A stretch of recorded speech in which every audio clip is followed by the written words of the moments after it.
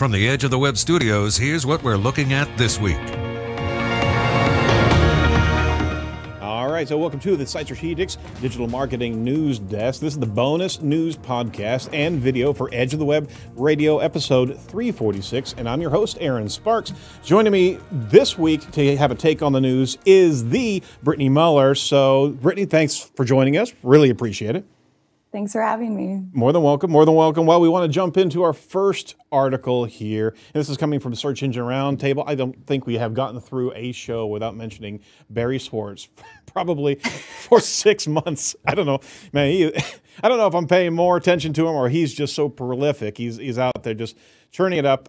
Google My Business, COVID-19 instructions. So businesses affected should actually update listings. Google posted in the Google My Business help area that it wants businesses affected by COVID-19, the coronavirus, to update your profile to provide the most accurate information. This means updating your business hours or more.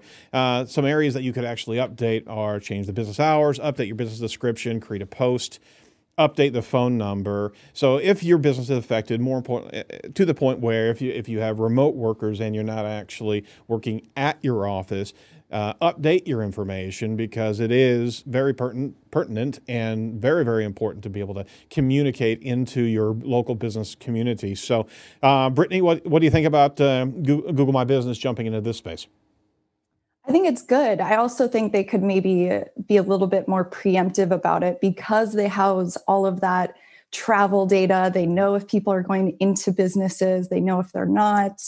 That would be really helpful during this outbreak, especially because we're trying to really decrease interactions here in the Seattle area and Washington in general to protect that at-risk population.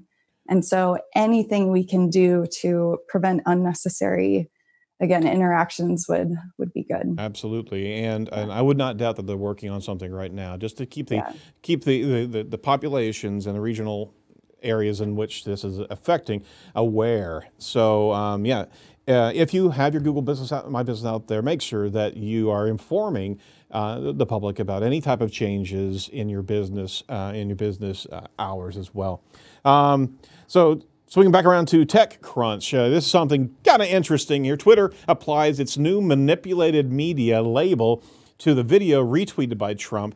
A video retweeted by Donald Trump is the first to be marked with Twitter's new manipulated media tag. The company formally unveiled a new policy last month that said media that has been significantly and deceptively altered or fabricated is likely to be labeled if it is determined to be deliberately misleading. If you don't know what that particular video was, it was a video of candidate Biden as he was talking at a rally, and he misspoke by talking about re-electing Donald Trump.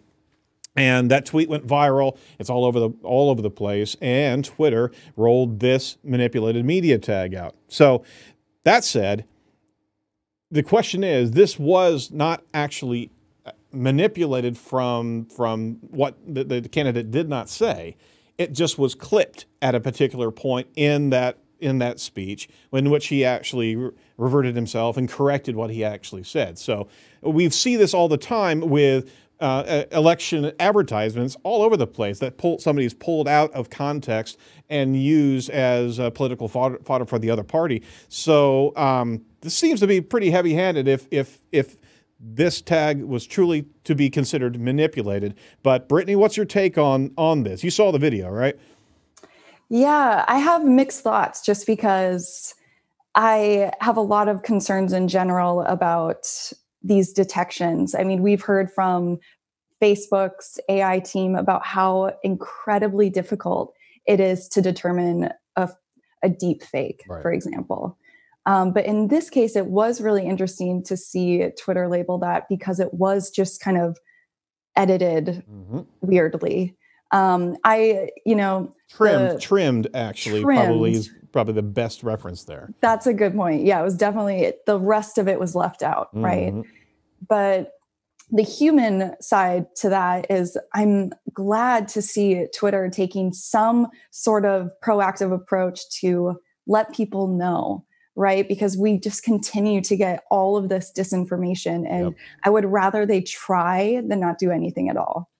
Well, the tag manipulated is a little bit heavy-handed, and you'd want any of these social media platforms to not vote on it, but actually look at it as, okay, this may be subject to, suspect or something like that. Not so heavy-handed as this party manipulated this video, because at that point in time, you're putting yourself right into the space that they tried to get out of, because they're not taking any money for political ads, but are they swinging right back around and putting their hat in the ring another way, right? So yeah, that's a bit challenging. So, I mean, just the key concept of manipulation has a lot of negative undertones there, which they're trying to police. But this one, I don't think came to the degree of that particular tag, but that's my humble opinion.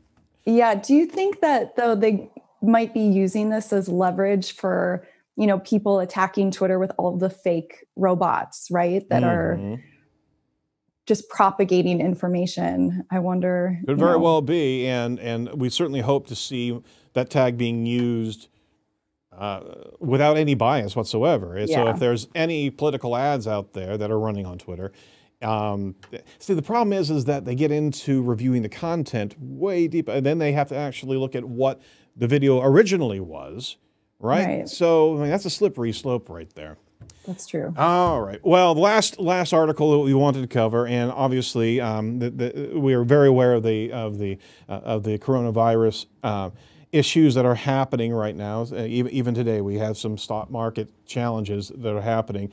But over at Search Engine Journal, Roger Monti actually rolled out an article regarding how the COVID-19 is affecting search marketing conferences. We are hearing a slew of closures of conferences that we reported on last week, and this article is focusing on the search marketing industry as well. So conferences across the country have been postponed. The search marketing industry is no exception. Pubcon Florida 2020 announced that they're postponing. So what other search conferences are we looking at? As it is right now, you've got a number that are actually being looked at. SMX Munich got postponed, that's completely unfortunate. Portland conference rescheduled to August.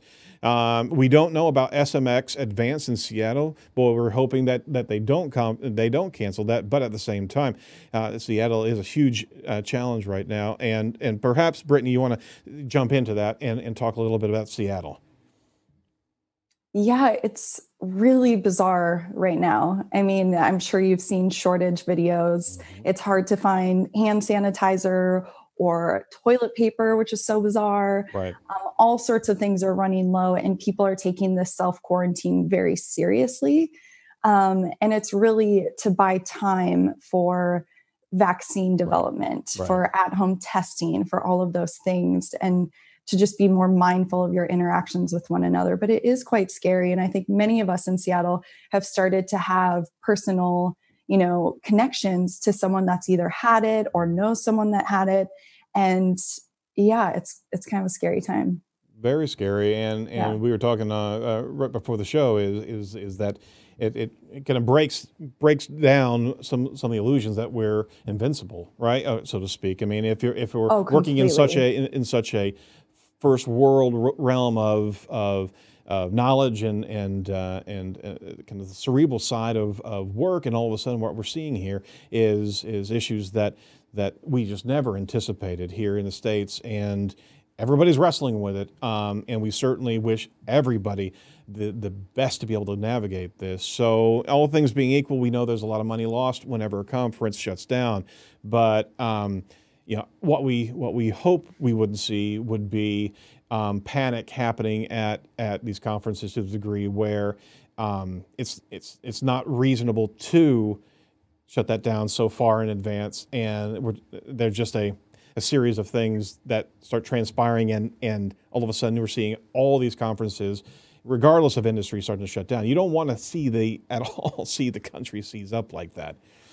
Yeah, I also think you want to be so careful to contain it. To be totally transparent, a big part of me feels as though travel for a conference talk right now would be incredibly selfish. Right. And like it really does put things in perspective. A 30-minute talk over in Europe really isn't worth the risk of potentially spreading this to tons of people that are at risk. So I think you're exactly right. It does change the perspective. That's a very, very good point right there, is as much as we all want to meet up, I mean, are these conferences that important? No. And we're not that important. No. You know what I mean? Like, it's just not that important. Amen. It really puts it in perspective. And also, you also have to consider people are being stuck quarantined outside of their, home area, which is very scary.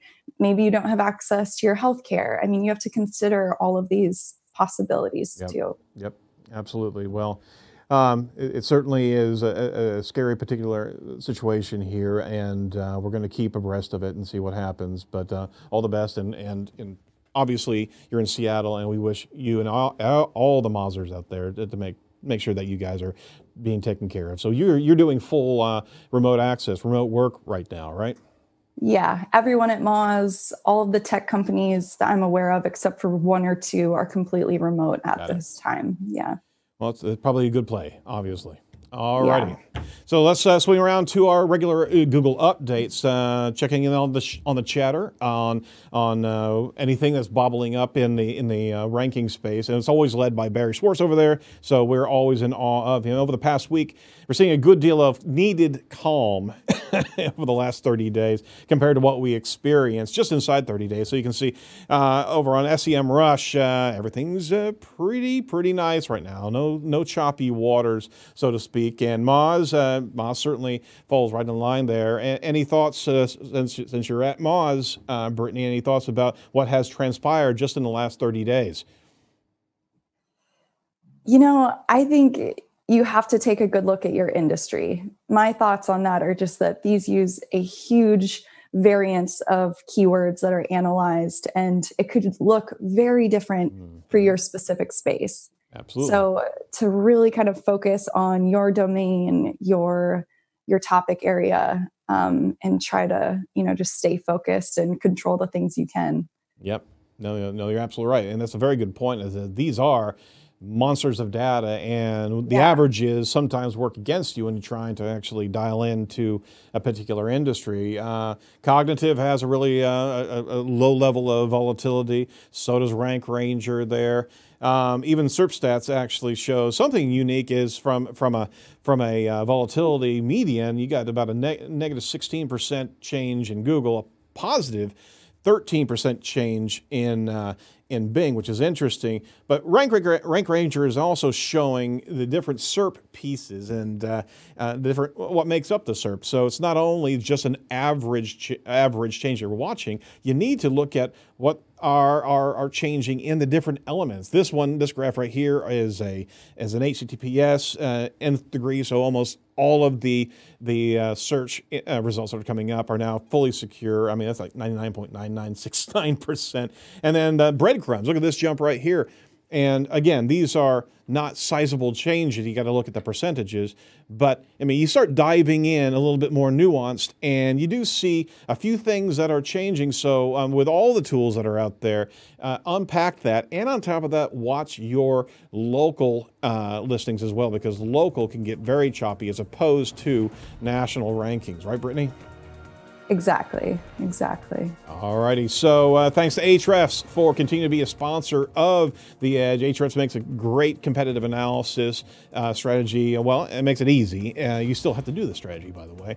But you can see all the different tools that they've got, see how your competitors are actually ranking and why. You can see all the terms as well as their key landing pages, and start building up a great strategy to take them down. So if you're not getting the search traffic that you want, have a look at Ahrefs and jump in there. You got a free trial of their tool set, and just go over to ahrefs.com today and try. Hey, we swim in great data. But by the way, all these tools are incredibly valuable. And obviously, Britney represents Moz over there, and we are a huge subscriber to Moz as well. So you want to make sure you play your bet safely. Just don't rely on one tool to do everything for you. You got to have some of the top industry tools like Moz. I want to make sure that we get that plug in as well. So check out all the full interview with Britney over at edgeofthewebradio.com, and be sure to comment, subscribe to our YouTube, and hey, give us a review on iTunes as well, because that certainly does help us get our own rankings up. And for our audience, we'd love to have you over at edgeofthewebradio.com. We have a free anonymous poll. You would never charge for a poll. Why would I even say that? Drop us a note. It's anonymous. We just want to see how we're doing for you. So whether or not you're in a marketing industry or not, if you're listening to the show, let us know what you would like to hear more of. For all of us over at Edge of the Web, thanks so much for being part and listening to the show. Do not be a piece of cyber driftwood. Talk to you next week. Bye-bye.